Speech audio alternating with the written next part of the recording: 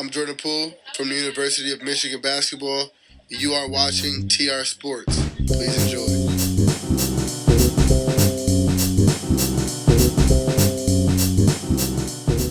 Hello, everybody, and welcome back to TR Sports. I'm your host, Toby. So this is the last episode of the podcast before I have to take a 2-week break. I know 2 weeks is a long time, but I'm on vacation.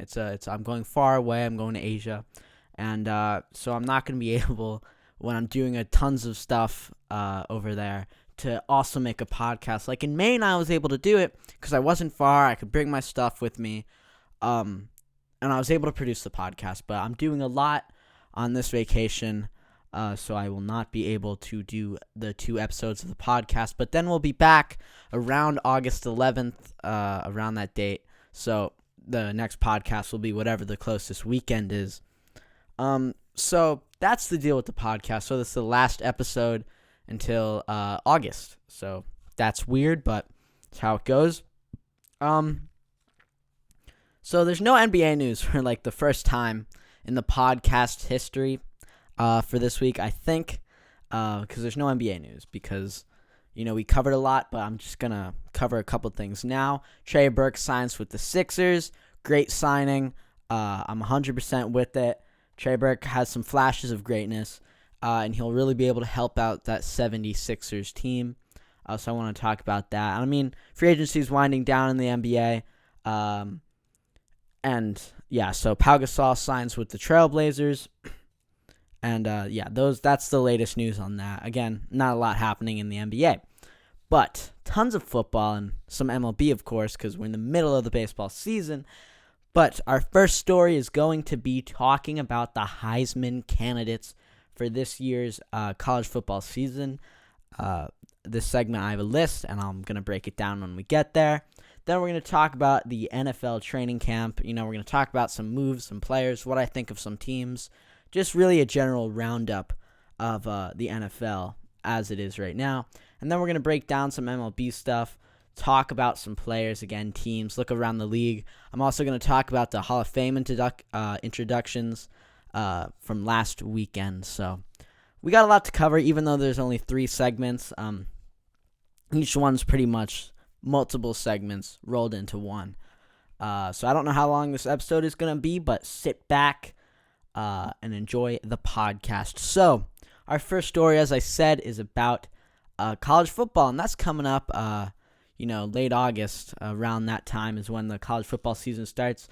And, it's one of the funnest sports to be involved in and watch because everyone's just so into it. Because if you went to a school, you're going to be more into it than if you were in the NFL, for some people at the least. So it's college sports are really something special, and especially college football. And this year, college football is actually on the rise if you look at some of the numbers. But it's great. College football is great. So every year, of course, they give out the Best Player Award, which they call the Heisman in college football. And so that's what we're going to be talking about now. We're going to be talking about a bunch of candidates for this Heisman Award. And I have a little list here, and I'm going to break down the list. So the first tier is going to be the favorites. So there's 2 favorites that I put in the favorite tier. Then there's going to be the dark horse candidates, which is the second tier. So there's 2 players in that. And then finally, the third tier, which is the dark horse candidates. And there's 2 players in that too. So let's just get into it. So with the first tier, you have Trevor Lawrence and Tua Tagovailoa. Those are the 2 quarterbacks that played each other in the national championship last year. I think Trevor Lawrence is, if I had to pick one guy to win, it would be Trevor Lawrence. Just because, he's surrounded with so many weapons. And, he's able to put that together. And there's a lot of big games. Well, not a lot, but there's a decent amount of big games on Clemson's schedule this year. And I think he's going to be able to win those, the ones against like Texas A&M and stuff like that. I think he's going to be able to win. And, they're probably going to win all their games, and they're probably going to go to the college football playoff. And Trevor Lawrence is going to be the star of that team. So I think that's going to happen. So that's why I think Trevor Lawrence is going to win. But Tua Tagovailoa, he was the favorite pretty much the whole season. last year until Kyler Murray took him over last second. But Tua, again, is a really talented quarterback. He took a beating in the national championship, and he really showed some weakness down the stretch of last year's season. But again, surrounded with the great offense, could run the table, probably going to make the college football playoffs. So that's why he's up here, because his team's going to be winning. He's going to put up stellar stats like he did last year, and he's a big name. So those are all important things. So Trevor Lawrence and Tua Tagovailoa are my favorites in the favorite tier, but I do think Trevor Lawrence will win the Heisman. So the next tier is the dark horse candidate tier, and I have 2 quarterbacks in here, and let me just say them now, of course. Justin Herbert is one of them, and the other one is Adrian Martinez. And I'm a big Adrian Martinez fan. I think he's great. No one talks about him enough. He's a super talented passer out of Nebraska. He's pretty much has everything you would want in a quarterback. He's a lot like Tua Tagovailoa, but again, he's not as big of a name as Tua. And of course, he wasn't even considered last year because of his team's terrible record. But this year, Nebraska's definitely going to be better than next year. He's got more weapons than he did last year. And if they're able to win some of those big games, Adrian Martinez could definitely be in the conversation for favorite. And I think it's definitely possible that he could win the award. But this year there's some really tough competition with Trevor Lawrence and Tua. And the other guy in the second tier, as I said, was Justin Herbert. He is out of Oregon. Great player. He's probably going to be a top 5 pick in the draft. I thought he was going to go to the draft last year. So did everyone else. Ended up staying another year. So, but the key for the senior Justin Herbert to win the Heisman is, number one, they have to win the Week 1 game against Auburn. If they do that, and he's hot, and he's relatively hot for the rest of the season, he will be able to be in that conversation at the least. I don't think Herbert can beat guys out like Trevor Lawrence, Adrian Martinez, and Tua, but he's definitely a dark horse candidate, and it's certainly possible for him to win it. Okay, so the next tier is the dark horse candidates. We have 2 players in this tier, and that is Sam Ehlinger out of Texas and Justin Fields out of Ohio State. And we're going to start with Justin Fields here. Man. Justin Fields is a complicated one because we have not seen him play a lot. And he was the number 2 player in the country a couple years back, but now he transfers to Ohio State. But there's so many question marks, not only with how Justin Fields would play, but Ohio State. They lost Urban Meyer, so now they have Ryan Day. We'll see if they keep the same schemes. And they had some real trouble last year, even with Dwayne Haskins, but they pulled it together down the stretch.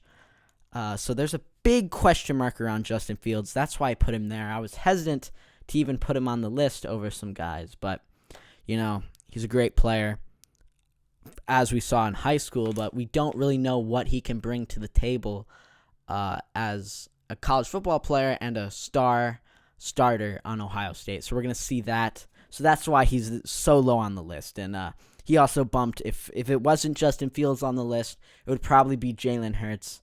But, I didn't put him on. So the other guy in this tier is Sam Ehlinger. I think Sam Ehlinger is a better version of Shea Patterson. In some areas, he's a better quarterback than Shea Patterson, but he's young. Okay, and I this is why he's a dark horse candidate. I don't think he really has a chance of winning. He's surrounded by weapons. He's in Texas. His team's going to be good. And he had a great, again, down the stretch last year. He was great. He was great all year for them. And I believe he's going to step up this year.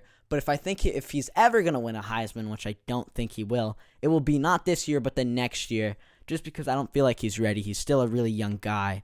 And some of these other guys are really young too, but I feel like Sam Ehlinger just does not have a chance against guys like Trevor Lawrence, Adrian Martinez, Tua Tagovailoa, even Justin Herbert. So that is my list for the Heisman candidates. That is my tiers. This is what I think is going to happen. But when we come back on TR Sports, we're going to be talking about the NFL training camp opens. So it's the start of a new NFL season. We're going to talk about some teams, some players, and some moves, all here on TR Sports.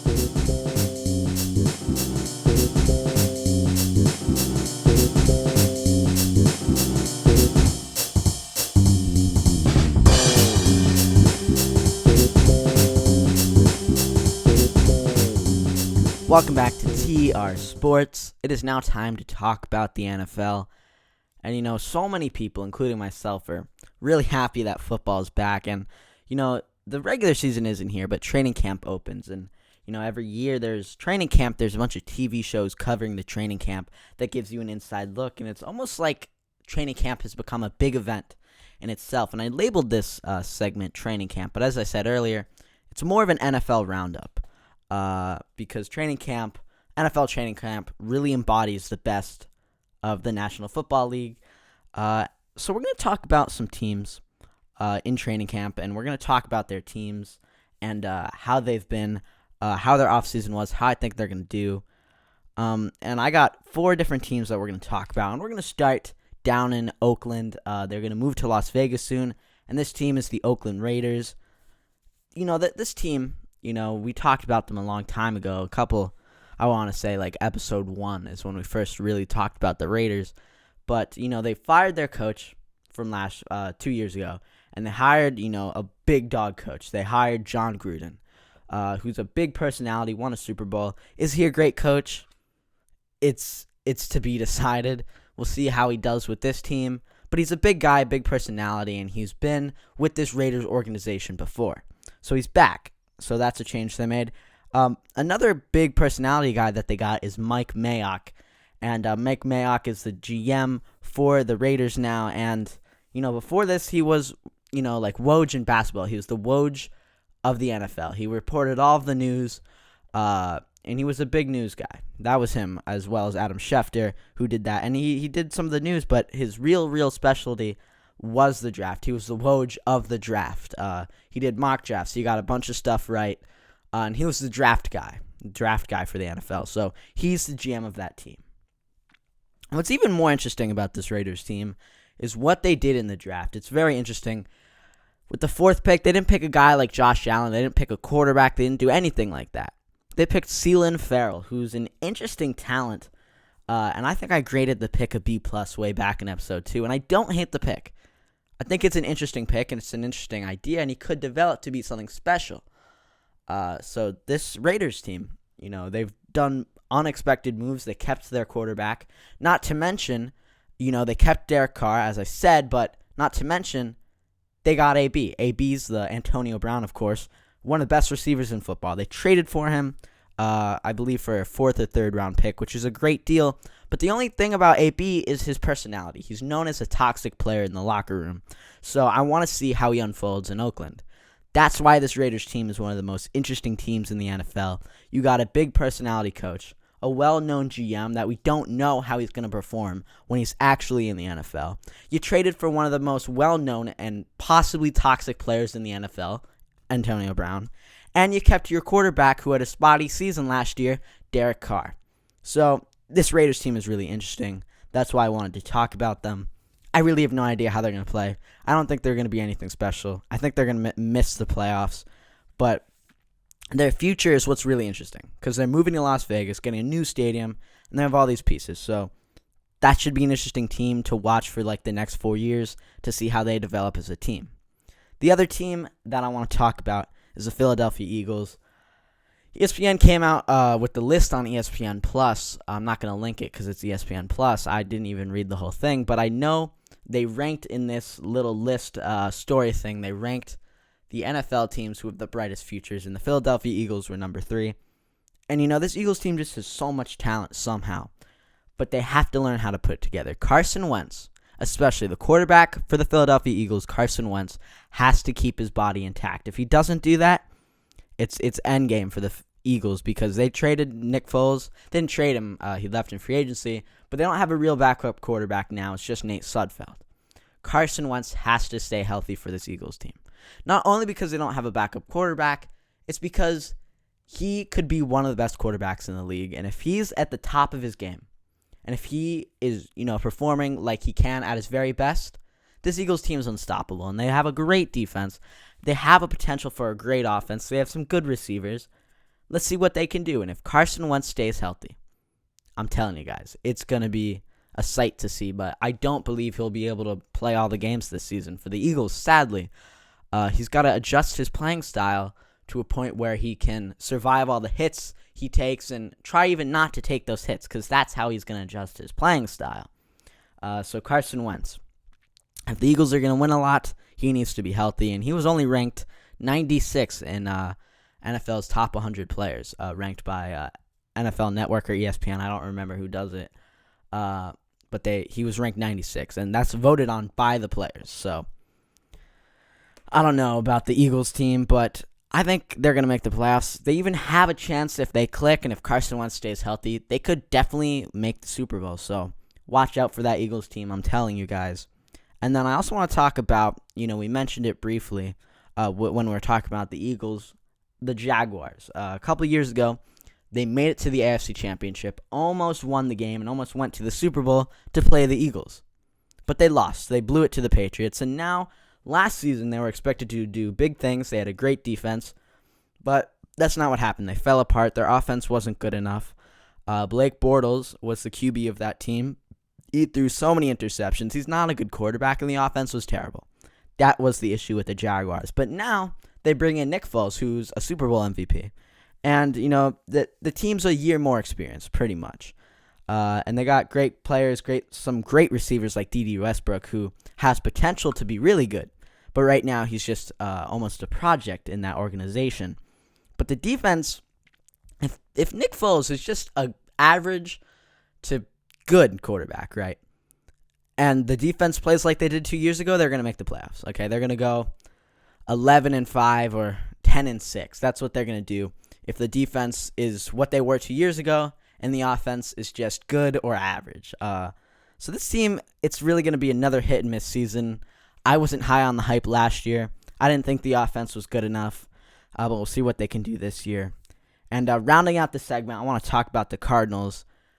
This team hasn't really been spoken about a lot. They fired their old coach, who only had 1 year of experience with them. They brought in a new offensive guru, allegedly, Cliff Kingsbury. Let's see what he can do with that team as the head coach. And they brought in a new quarterback, got rid of their rookie quarterback, Josh Rosen, traded Josh Rosen to the Dolphins, and then, of course, brought in Kyler Murray with the first pick in the draft. So with the new coach and a new rookie quarterback who was selected number 1, we really have no idea how they're going to be. And they're not going to be good, okay? They're not going to be a great team at all. They should have more wins than last year. There was a lot of mistakes made with Josh Rosen and that whole team last year for the Cardinals. But this year, I feel like they're going to have more confidence. They're going to be, there's much better run. I think Cliff Kingsbury is getting a lot of heat because, he's never really had any NFL experience.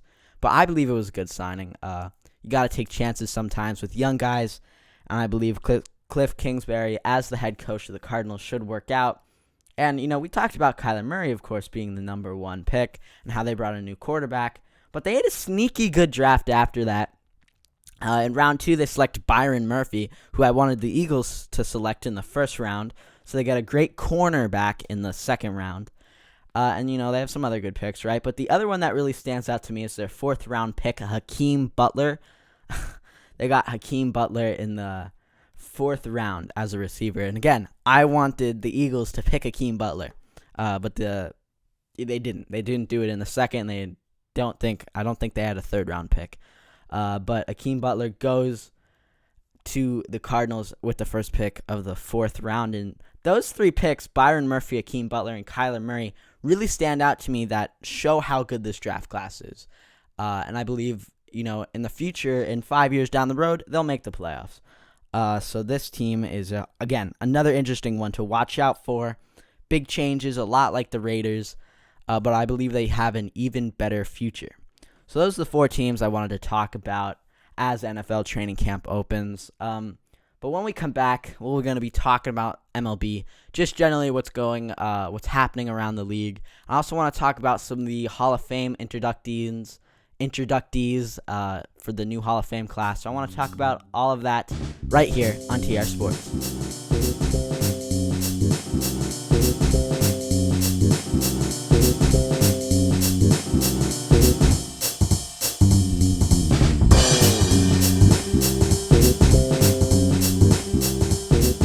Welcome back to TR Sports. It is now time for some MLB news. Just talk about some stuff that's happened around baseball in the past week. And one of those things was last weekend was the Hall of Fame inductee ceremony. And every year there's a lot of great players. And every year there's a couple players that you're like, did he really deserve that?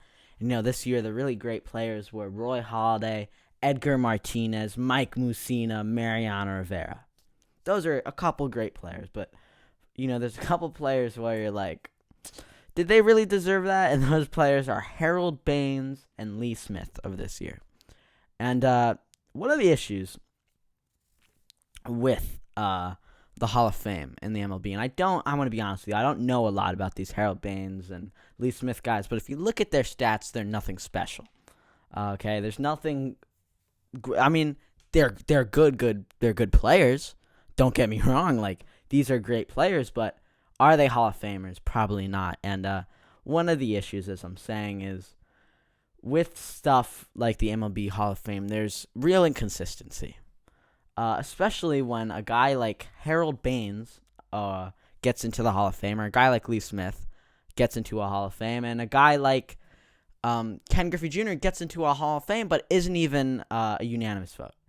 And, there's a bunch of guys like Barry Bonds who are still waiting for their chance to get into the Hall of Fame. And, the reason Barry Bonds is out of the Hall of Fame is because he did steroids. But even if he didn't do the steroids, he is still a better player than a guy like Lee Smith and Harold Baines. But the issue with the MLB Hall of Fame right now is it's inconsistent. And there's, some guys that know each other and they vote other people in the Hall of Fame that probably shouldn't make it. So that's an issue, especially for this year. I mean, there's some great players. This is a great class with Roy Halladay, Edgar Martinez, and Mike Mussina and Mariano. Those are four great players that undoubtedly deserved their spot. And Edgar Martinez finally made it as a DH. But Lee Smith and Harold Baines are certainly interesting players to put in the Hall of Fame. It's better than the NBA Hall of Fame. Like, the NBA Hall of Fame lets anybody in. Like, I don't think Dwight Howard should be an NBA Hall of Famer, but he will be. There's no doubt about it that he will be. I would be very surprised if they don't let him in. But, the MLB Hall of Fame, to me, is supposed to be, something on a whole nother level. It's supposed to be such a big award that only the elitist of the elitist players get in. And I don't want it to go away from that, because I think that's what makes the MLB Hall of Fame so special. And something that's interesting was, if you look on the players, like, who was voted for, Harold Baines was voted by the veterans, and Lee Smith was voted by the veterans, while guys like Roy Halladay was done by BBWAA. I don't completely know what that means. I'm not completely sure what that means, but that's something interesting to look at.